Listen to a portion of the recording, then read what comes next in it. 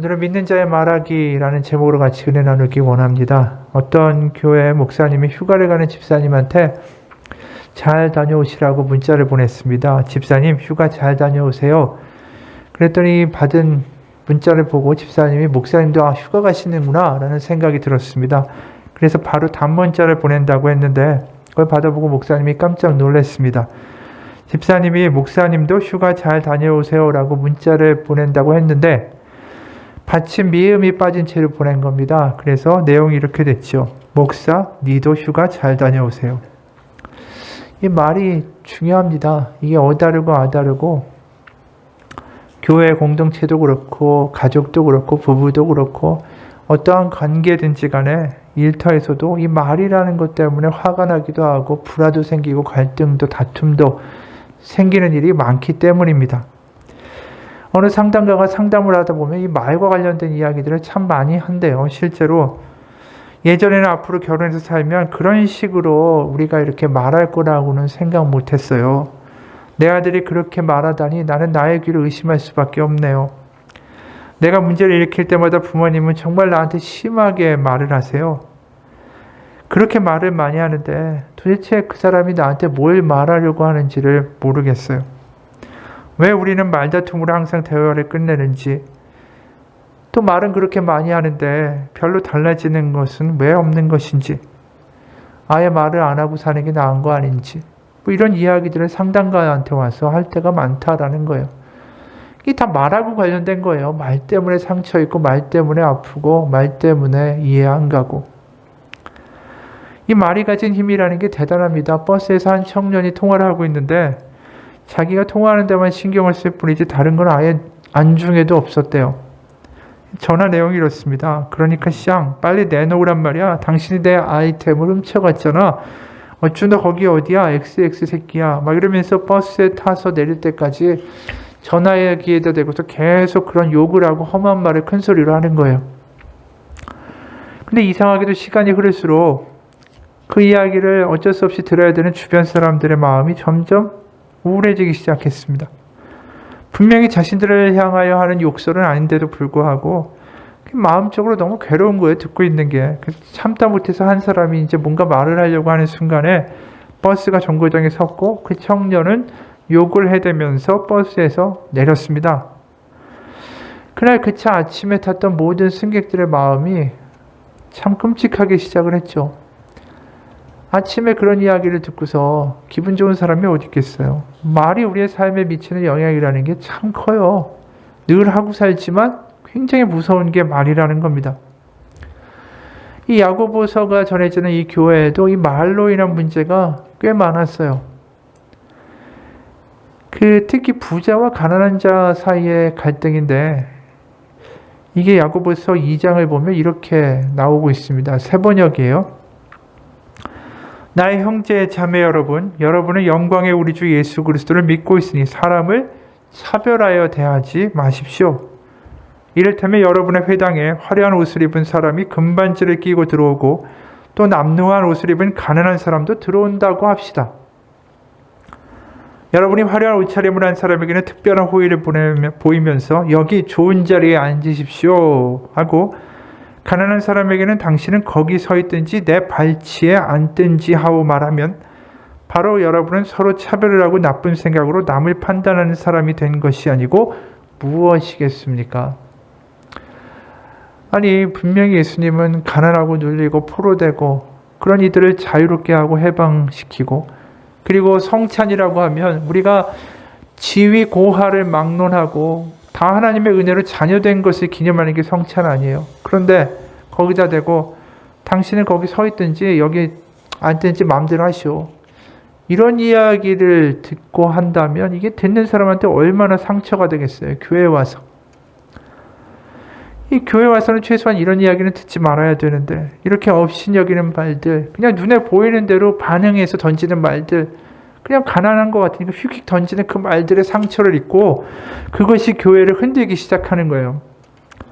또 다른 장면이 야고보서 2장 15절과 16절에 기록되고 있습니다.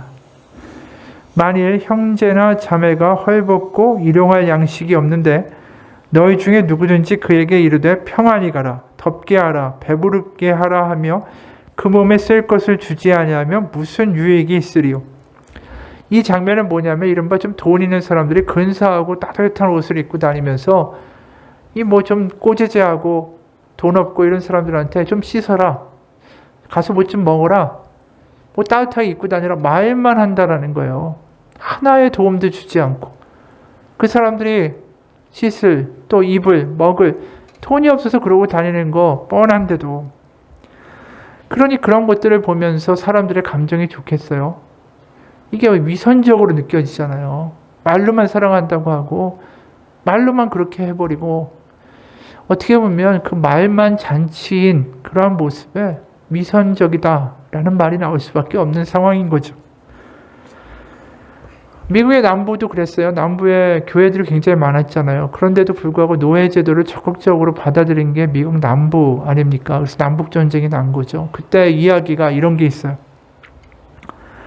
시골 저택에 사는 부인한테 함께 사는 분이 없어요? 라고 물어본다면 질문을 받은 부인은 하인 1명, 마부 3명, 하녀 1명과 함께 살고 있다라고 절대로 대답하지 않을 겁니다. 비록 하녀가 방 안에 있고 하인이 바로 뒤에 있다고 해도 말이죠. 그 부인은 이렇게 대답할 겁니다. 내 함께 사는 사람은 아무도 없습니다. 그러나 어떤 의사가 전염병을 조사하면서 함께 지내는 분이 있습니까? 라고 묻는다면 이 부인은 하녀와 하인, 그 밖에 모든 사람들을 기억할 겁니다. 그러니까 아나무인이에요. 그 눈에 그들은 사람으로 안 보이는 거죠. 이런 이중적으로 살아가는 모습들, 그냥 자기 마음대로 자기가 느끼는 대로, 내가 주인이니까 내가 느끼는 대로 말하고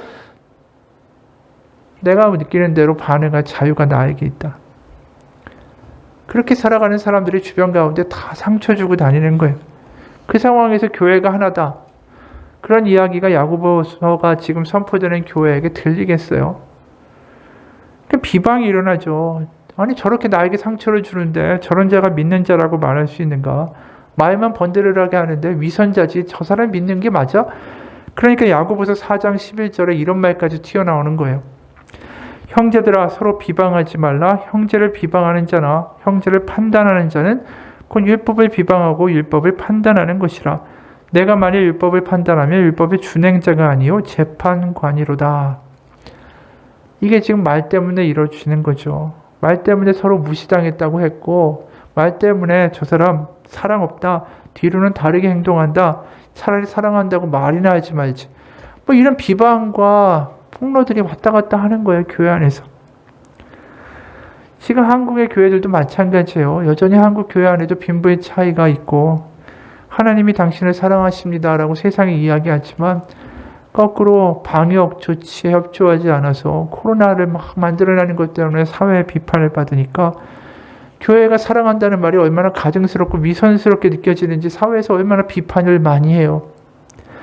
우리의 말이 좀 진실되고 하나님이 주시는 선한 말을 할 수 있으면 좋겠는데 왜 이러한 일들이 벌어질까? 교회가 말하는 대로 행동하고 내가 또 말하는 대로 행동하고, 이런 말의 문제들, 삶의 문제들, 오죽하면 야고보서 3장 5절 6절에는 이런 이야기까지 해요. 이와 같이 혀도 작은 지체로 돼 큰 것을 자랑하도다. 보라, 얼마나 작은 불이 얼마나 많은 나무를 태우는가. 혀는 곧 불이요 불의의 세계라. 혀는 우리 지체 중에서 몸을 더럽히고 삶의 수레바퀴를 불사르나니 그 사르는 것이 지옥불에서 나느니라. 혀가 얼마나, 이 말이 얼마나 문제가 심각한 근원이 되는가. 사방에 불을 지르고 다닌다라는 거예요. 혀가 별거 아닌 것 같은데 이게 초가상간을 다 태워버리는 역할을 할 수 있고, 그리고 여기 보면 6절에 혀가 삶의 수레바퀴를 불사른다라고 되어 있는데, 이 삶의 이 수레바퀴라는 것을 원어로 보게 되면 출생의 바퀴, 그래서 태어나고 죽는 어떤 그 창조의 질서를 이야기하는 거예요. 그러니까 이 혀라는 것이 창조의 질서를 다 흔들고 그 다음에 뭐라고 얘기합니까? 지옥불에서 나는도다. 궁극적으로 지옥불을 이 세상에다가 던지는 그 통로가 되는 게 혀라는 거예요. 굉장히 끔찍하게 말하고 있는 거예요. 혀라는 게 하나님의 창조 질서를 흔들어 놓고 교회를 흔들고 지옥불을 사방에 뿌리고 다니는 존재가 혀다.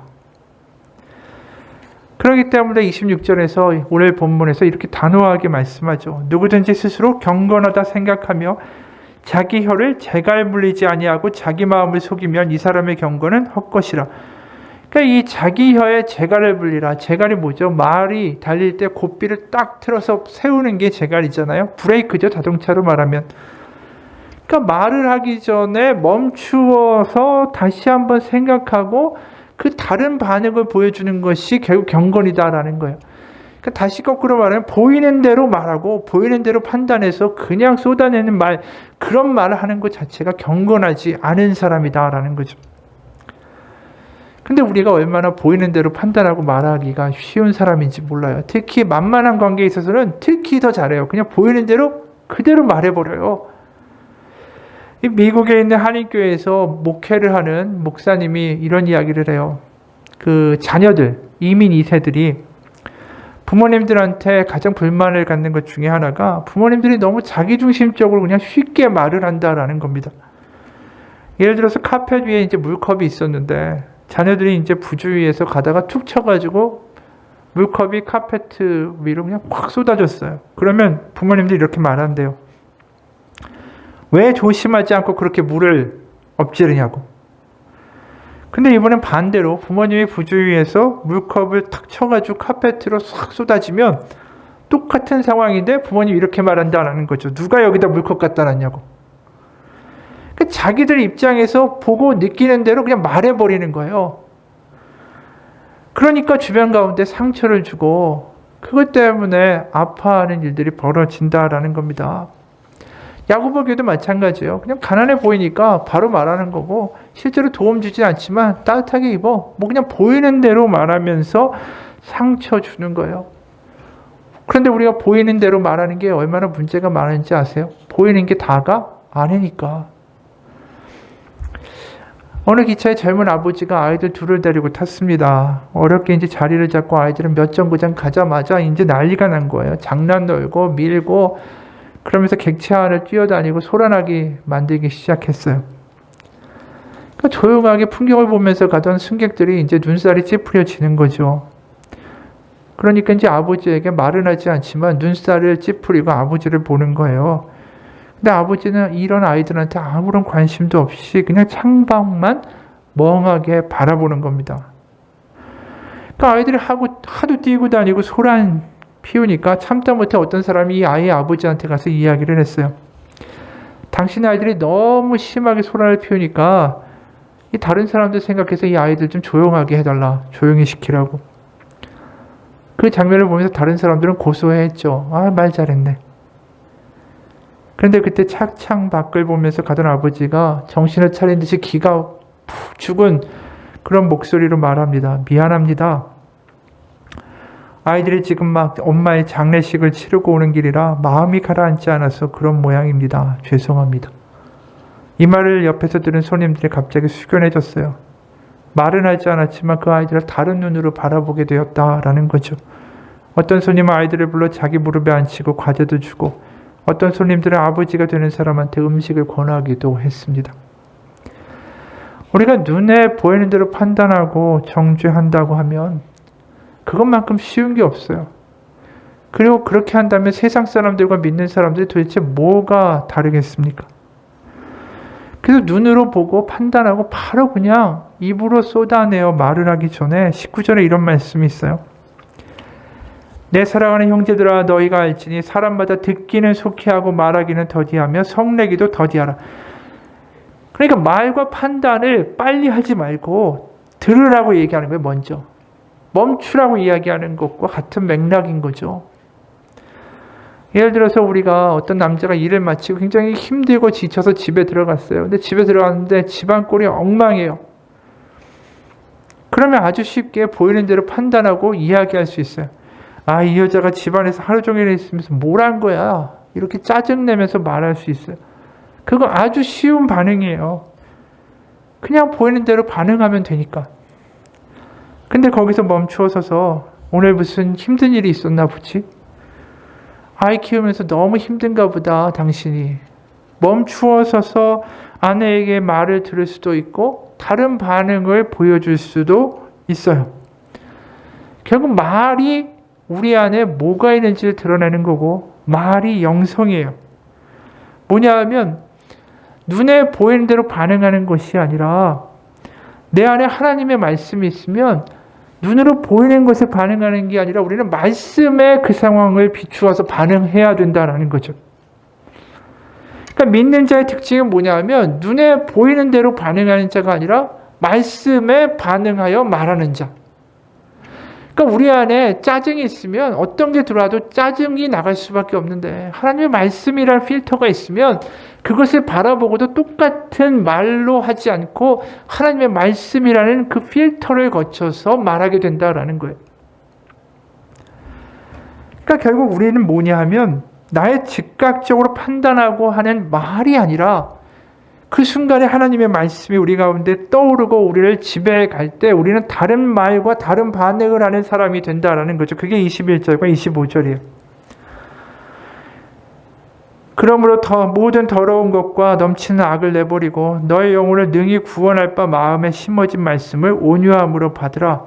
자유롭게 하는 온전한 율법을 들여다보고 있는 자는 듣고 잊어버리는 자가 아니요. 그러니까 그냥 말씀을 훅 지나가는 게 아니라 그것을 들여다보고 그거를 온유함으로 받아서 간직하는 자, 그 사람은 다르게 말한다라는 거예요. 그러니까 그냥 보이는 대로 정죄하고 판단하기 전에 하나님의 말씀 안에서 그 상황을 헤아리고 반응하게 될 때 다른 말을 한다. 우리가 새벽 기도하고 큐티하고 예배하고 기도도 하고 얼마나 많이 합니까? 그게 우리의 원하는 소원이 이루어지기 위하여 하는 것이다. 오로지 그것만을 위해서 하는 것이다. 그게 아니라는 거죠. 우리가 새벽 기도를 하고 말씀을 암송하고 그러면서 그 말씀이 우리 가운데 들어올 때에 우리의 반응과 우리의 말과 우리의 삶이 변화되기 위하여 하는 거예요. 그러니까 우리가 은혜를 받고 예배를 하고 말씀을 암송하면서 달라지는 건 뭐냐면 우리의 반응과 말이 변하게 돼 있어요. 우리의 말과 우리의 반응이 변하지 않는다. 그것은 아직 하나님의 말씀이 우리 가운데 뿌리내리지 못했다라는 뜻입니다. 그래서 은혜를 받으면 말이 변하게 돼 있어요. 제일 먼저. 성령이 충만하면 말이 변해요. 보이는 대로, 들리는 대로 아무런 필터나 멈춤 없이 그냥 슉슉슉 쏟아내던 그러한 일들이 없어지기 시작하니까. 우리가 과거를 생각해보면 보이는 대로 말하면서 얼마나 많은 후유증이 있었는가. 특히 아이들, 우리가 키우는 자녀나 아니면 우리 주변에 있는 사람들 가운데 지금 그 후유증들이 드러나는 경우가 많잖아요. 실제로 옛날에 성격이 아주 안 좋은 소년이 있었대요. 그 소년의 아버지는 어느 날 아들에게 못을 한 자루 주면서 화를 낼 때마다 뒷마당에 있는 울타리에다 못을 하나씩 박으라 이렇게 말했어요. 소년은 첫날에 37개나 박았대요. 너무 이 화가 많은 애니까. 화나면서 얼마나 말하고 그랬겠어요. 그런데 점점 몇 주 동안 소년이 화를 다스려가는 법을 배워가면서 울타리에 못을 박는 개수가 줄어들었어요. 그러면서 이 울타리에 못 박는 것보다 화를 참는 게 낫겠다. 그러다가 드디어 못을 하나도 안 박는 날이 생겼습니다. 아버지한테 얘기하니까 아버지는 이번에는 화를 참았을 때마다 박았던 못을 하나씩 빼라고 시켰어요. 며칠이 지나서 소년은 아버지에게 못을 다 뽑았다. 그러면서 엄청 자랑하는 말로 이야기했습니다. 그랬더니 아버지는 아들을 울타리 옆으로 데려가서 이렇게 말했어요.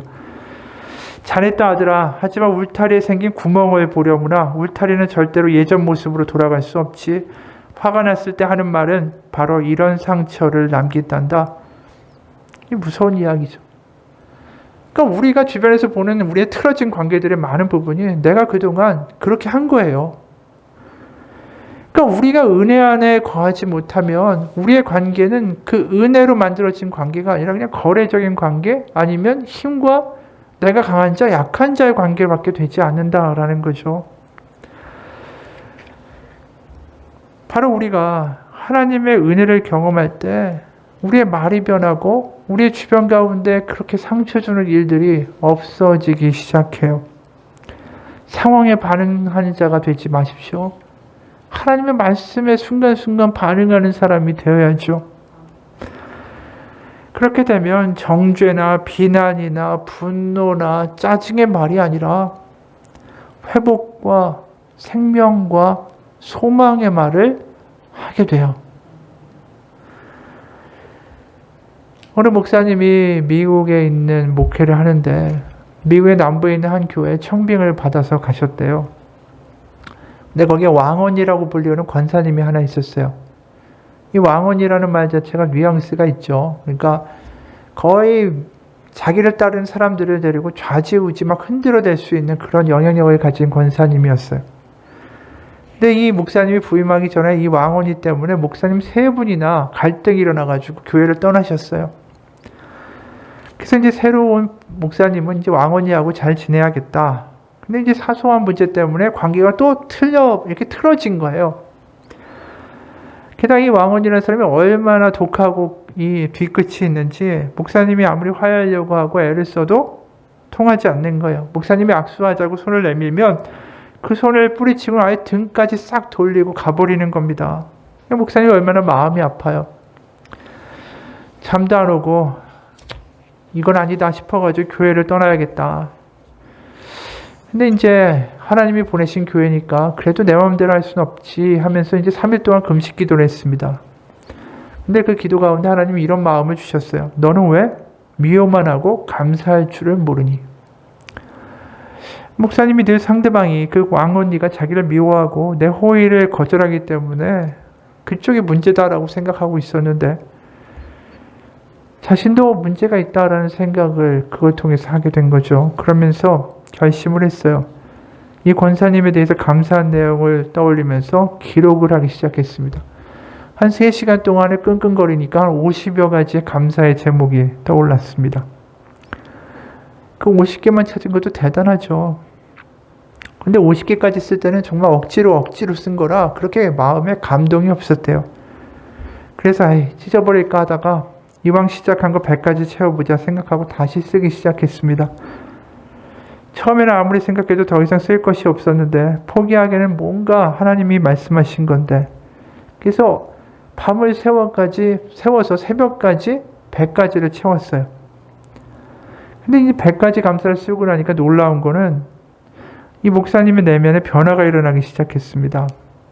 억지로 시작했지만 정말 상대방의 좋은 점을 찾아내려고 쥐어짜듯이 하다 보니까 목사님 마음에 문득 이 권사님도 나름 괜찮은 면이 있는데 왜 그렇게 난 미워만 했을까라는 생각이 들더라는 거예요. 그러면서 자기 눈에 이 미움이라는 안경 자체가 씌워져 있었구나. 그래서 뭘 해도 다 미운 걸로 해석되고 어떤 말을 해도 미움으로 받아들이게 되었구나. 그러면서 생각이 들기 시작한 거예요. 그래가지고 이 권사님 집에 새벽에 아무도 없을 때 가서 직접 주진 못하고 그 100가지 감사를 적은 종이를 우체통에다가 넣고 돌아왔습니다. 3일이 지났는데 아무 연락이 없는 거예요. 목사님이 이게 어떻게 된 걸까? 이분이 더 화가 났나? 그러고 있었는데 주일이 됐습니다. 이 왕언니 권사님이 교회에 나타났어요. 목사님과 눈이 딱 마주친 왕언니는 평소와 달리 2 팔을 높이 들고 달려와서는 완전히 달라진 표정으로 이야기하는 겁니다. 목사님이 사람이십니까? 나는 목사님을 쫓아내려고 그렇게 못되게 굴었는데 100가지 감사라뇨.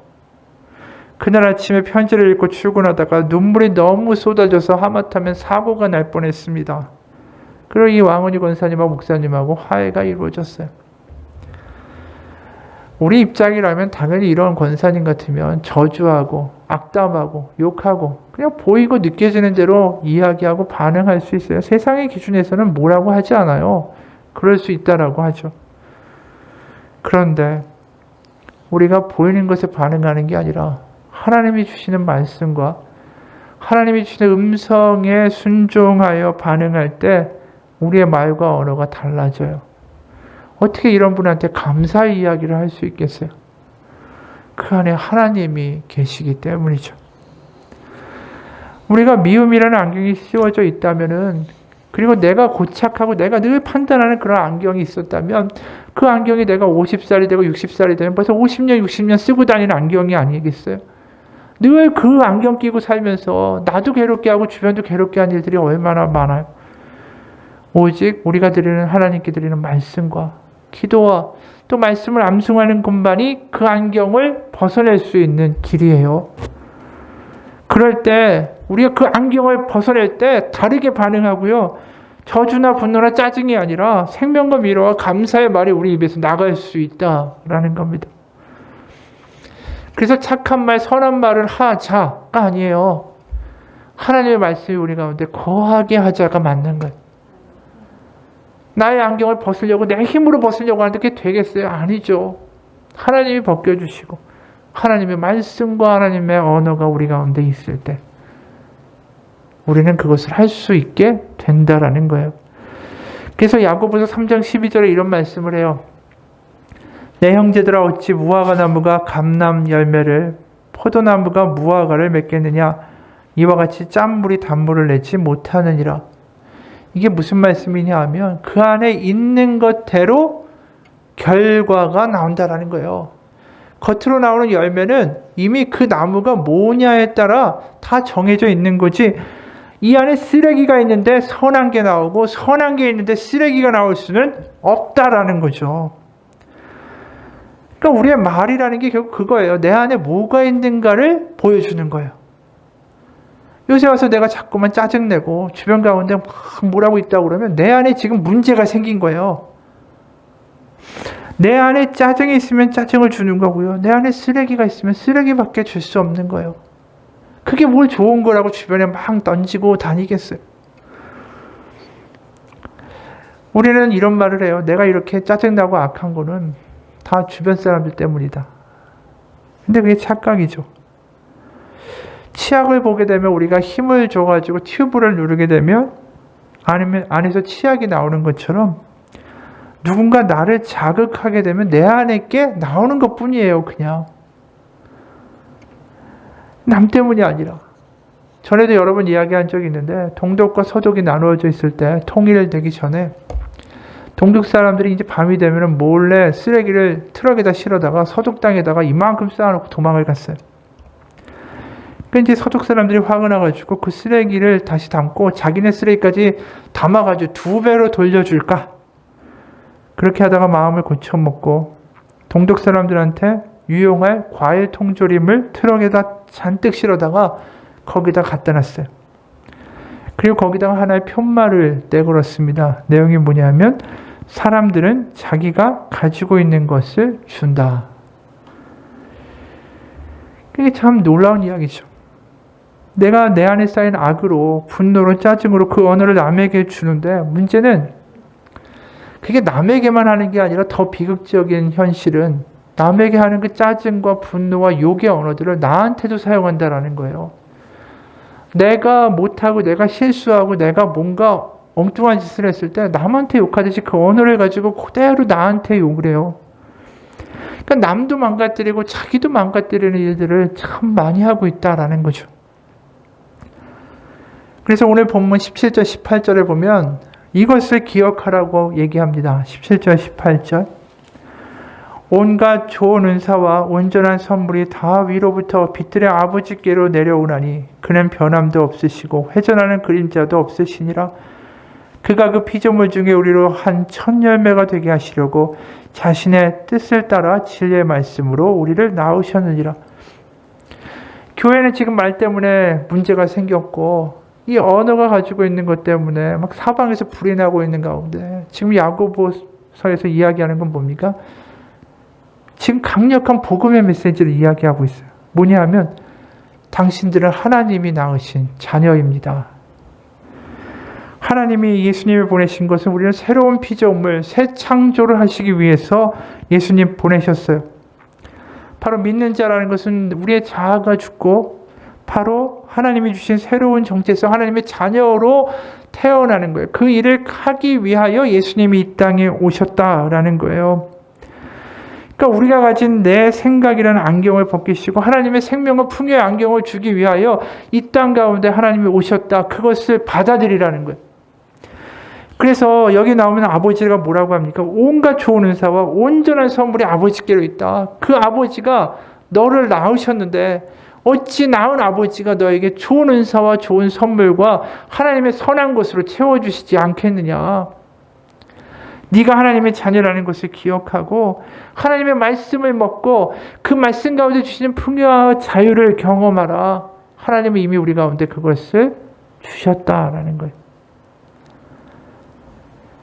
그래서 우리가 분노와 짜증과 억울하고 낙담하고 이럴 때마다 말을 하기보다 그 순간 우리를 탁 내려놓고 하나님께 나가야 돼요. 그냥 놔두면 그냥 흘러내려가요. 그냥 분노하고 자주 아까 얘기했잖아요. 불이 사르듯이 그냥 그 힘으로 끌려 내려갑니다. 내가 요새 짜증과 분노와 화가 많다. 그러면 내 안에 하나님을 채워야 될 때라는 신호잖아요. 그럼 뭐라고 해요? 온갖 좋은 은사와 선물이 아버지께 있고 그 아버지가 너를 낳으셨다. 그 아버지께로 가야죠. 그래서 23절, 24절에 이렇게 말씀합니다. 누구든지 말씀을 듣고 행하지 아니하면 그는 거울로 자기의 생긴 얼굴을 보는 사람 같아서 제 자신을 보고 가서 그 모습이 어떠했는지를 곧 잊어버리거니와. 이 말이 뭐냐면 우리가 거울을 아침에 이렇게 보고 나서 그 거울에 비친 나의 모습을 하루 종일 묵상하는 사람이 어디 있어요? 거울 한번 딱 보고 이렇게 머리 만져보고 뒤로 돌면서 잊어버리잖아요. 말씀을 그렇게 간수하는 날에는 아무런 변화가 없다라는 거예요. 그래서 25절에 뭐라고 얘기하냐면 자유롭게 하는 온전한 율법. 이게 하나님의 말씀이에요. 하나님의 말씀을 들여다보고 있는 자는 듣고 잊어버리는 자가 아니다. 그러니까 그냥 이렇게 쓱 보고 지나가는 게 아니라 들여다보고 있는 거예요. 계속. 대충 보는 게 아니라 그럴 때 그 하나님의 말씀이 우리를 사로잡기 시작하고 그 말씀이 우리 가운데 있으면 하나님의 위로와 풍성함과 긍휼과 소망이 있으면 우리가 말로 누구를 무시하는 말이 나갈 수가 없다라는 거죠. 왜 내 안에 선한 게 있는데 거기서 악한 말을 할 수 있겠어요? 어떻게 너는 여기 서 있거나 저기 앉으라고 말할 수 있겠어요? 그런 말이 나갈 수가 없죠. 하나님의 마음이, 하나님의 말씀이 자기 안에 있는데. 그래서 결국 27절에 이런 말씀을 하는 거예요. 하나님 아버지 앞에 정결하고 더러움이 없는 경건은 곧 고아와 과부를 그 환난 중에 돌보고 또 자기를 지켜 세속에 물들지 아니하는 그것이니라.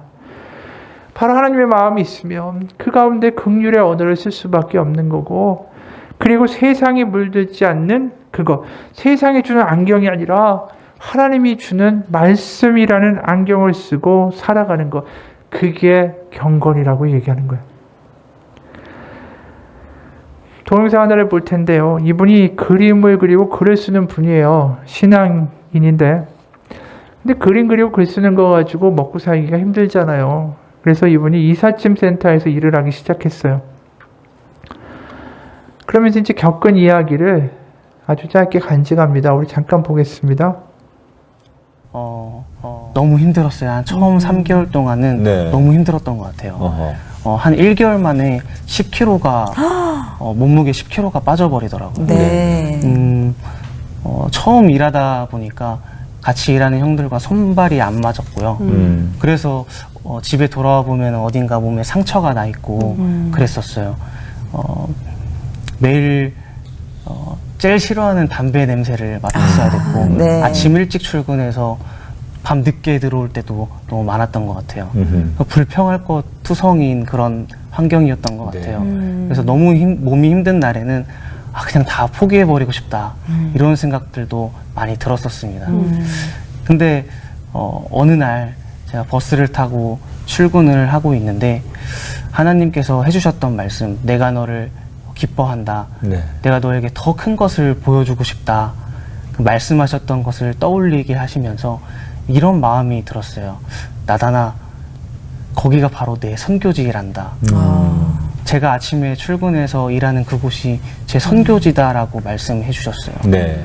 그날부터는 찬양을 부르면서 아침에 출근했던 것 같아요. 예.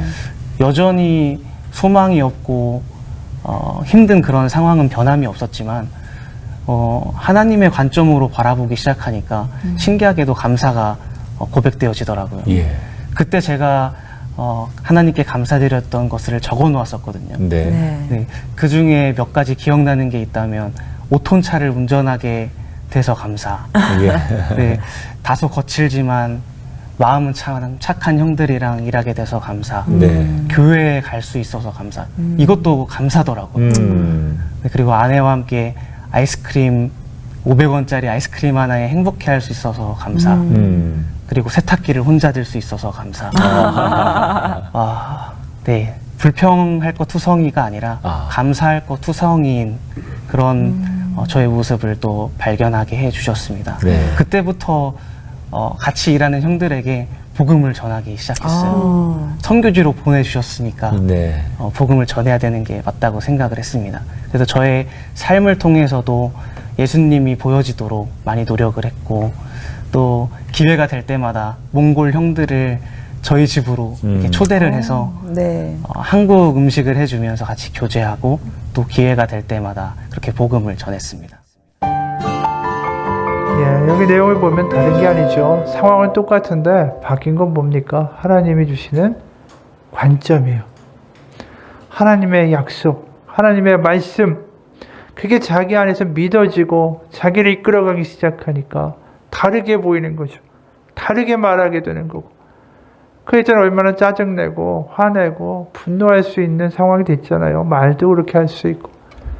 그런데 하나님이 그 안에서 딱 계시니까, 그 말씀과 약속이 사로잡으니까 감사와 축복과 다른 말을 하게 되잖아요. 하나님의 안경으로 바꿔 쓰게 된 거예요. 우리가 언어가 바뀌어야 된다, 말로 바뀌는 거, 내 의지로 바뀌는 거 하루도 안 가요.